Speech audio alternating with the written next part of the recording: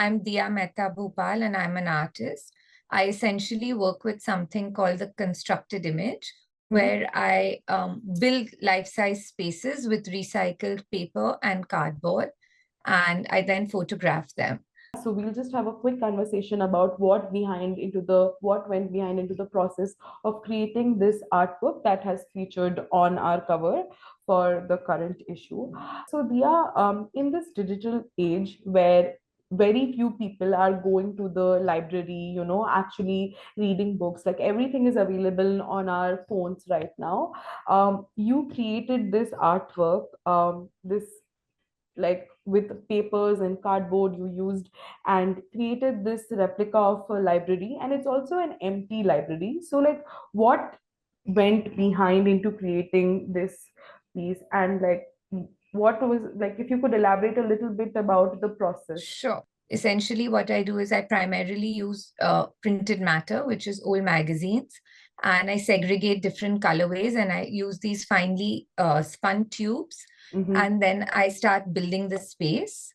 Um, Public spaces for me are very intriguing, especially in the world today, which is hyper real and which is also, we are constantly inhabiting different spaces through the day and through our lives. Mm-hmm. Personally, as an artist, I believe that it is the mundane experiences day after day that build our character and develop our personality.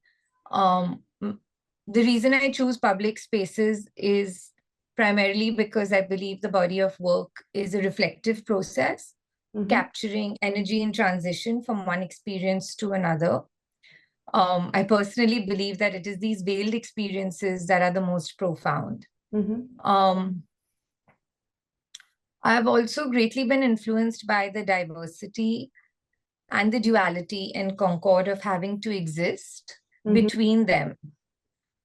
For example, the library is a space of great interest Mm-hmm. and of immense curiosity. I have many memories of visiting various libraries and being fascinated by the touch, feel, the smell of the books, and actually physically reading something. Mm-hmm. More so in today's days where all our information comes from the digital space. So for me, the tactility of it is very interesting and it's also very rewarding.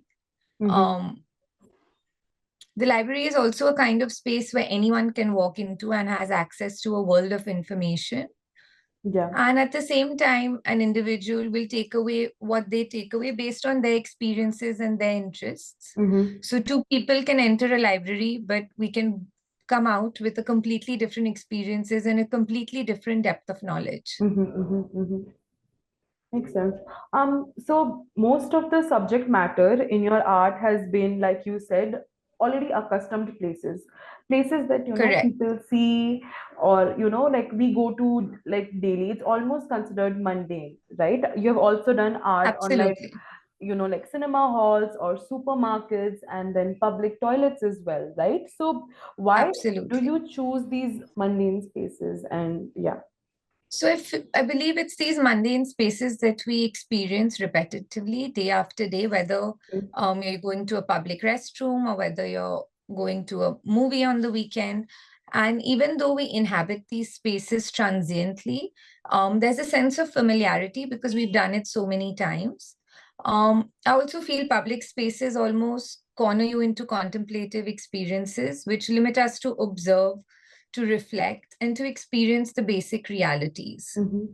Also, there's this French artist, Marcel Duchamp, also used like mundane objects and, kind of made it into art. And he did that by choosing. So he got them to this pedestal of art by his act of Yes. choosing, right? And like, so what goes into the process behind choosing, like, for your art? Like, how do you choose what needs to be captured, or what attracts you to these different places as well? So as an artist, I'm interested in what we already know to be real, Mm-hmm. albeit with a particular tension.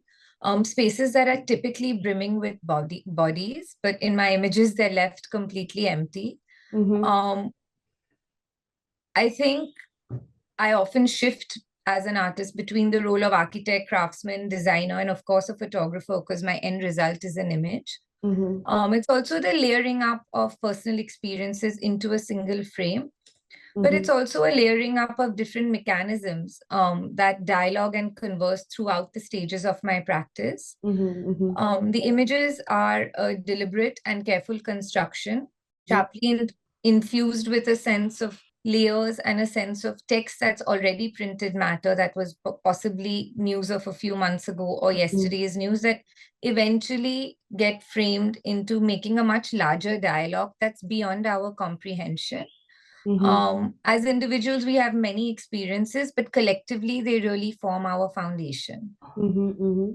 So you mentioned that, like they're constructed images, and going back to the library um, set. So there are two chairs that are just left unattended, just two. It's a Correct. like there are no Correct. human beings there. So like why? What went behind into like constructing that? Like why just two chairs, and why like nobody is present in library? Like. So I think it was intentional for me to have the two chairs that are not perfectly aligned to the table, Mm-hmm. because it gives you a sense that somebody was present there and they, maybe got up or have gotten up to take a book. Mm-hmm. Um, or they're going to look for something and maybe they'll come back, or they've left without putting the chair back. I feel it gives you a sense of an individual being there and a sense of a presence. Um, and the reason that the library or all my images are actually empty is because when we usually visit a public space, it's usually very crowded. Mm-hmm. You're either waiting in line to check out your book or you're waiting in line to enter a public toilet. But our experience there is very internal, it's very personal. It's not that you're going to possibly go to a doctor's waiting room, which I have also constructed, and have a conversation with the person sitting next to you. You're more within yourself and Mm-hmm. internally having dialogues. Maybe it's a sense of nerves, maybe it's a sense of excitement, maybe it's a sense of anticipation. I think that's very personal. It's not that you're going to introduce yourself to the person next to you or have a deep conversation as to why the person's there. It's more internal, even though you're physically in a public environment. Mm-hmm. Mentally, you're really within yourself. Mm-hmm. Wow, that's a very unique perspective, very nicely put. So thank you. Also, Thank you. I read that you describe this element as topography of absence. And like you said, absence plays a big picture. So like, could you elaborate a little bit on the terminology like of topography of absence? Like, it's very interesting and unique and has this geographical connotation as well. So yeah. So I also feel that typically, like I said earlier, when we walk into public spaces, they're usually brimming with bodies and they're very crowded and they can potentially be chaotic as well. Mm-hmm. But as individuals, because we're so conditioned to transiently pass through them, we kind of navigate ourselves through them based on our personal space, in the lack of on our personal space, right? If you have to get into a movie cinema, you have your ticket number, you'll navigate yourself to your seat. You're not very concerned with the people around you. Yeah. So I feel it's also you begin to navigate the public space in a very private way. Mm-hmm. And that's primarily why they are empty, because I feel it's your personal experiences that add to the public space. As I Mm-hmm. said earlier, these spaces are all very transient. So we may have gone to multiple movie theaters or multiple libraries, but each experience is individual to that space and time. So, Dia, could you elaborate a little bit about the medium of your artwork? So, for the library, you have used paper and cardboard, and you also try to use sustainable materials. So, how how do you make that happen? Because these are like really large size sets, and what went into the process of using like making sustainability a message through your art as well? As an artist, I'm inspired by everything that's around me. Mm-hmm. Um, my process involves collecting previously printed magazines, and I meticulously segregate them into color fields, and I spin different tubes, and then I build three-dimensional objects with it. Mm-hmm. These are then arranged to make an image. The idea of recycling materials, they continue to be a preoccupation of my practice. And the printed matter to me is very interesting, especially in today's world, where there's a huge shift from tactility to digital. So I'm also questioning the role of paper, and I'm questioning the idea of how long we're going to be, how long this transition is going to take. I feel when I started my practice over 10 years ago, there was access to a lot more magazines, where today I'm feeling challenged because the print media has changed a lot. And like I said earlier, a lot of people are consuming digitally. Also, so I just wanted to ask, like, who's like your inspiration? Like, who are the artists that have inspired your work, and do you draw inspiration from other artists? It can be contemporary or historical.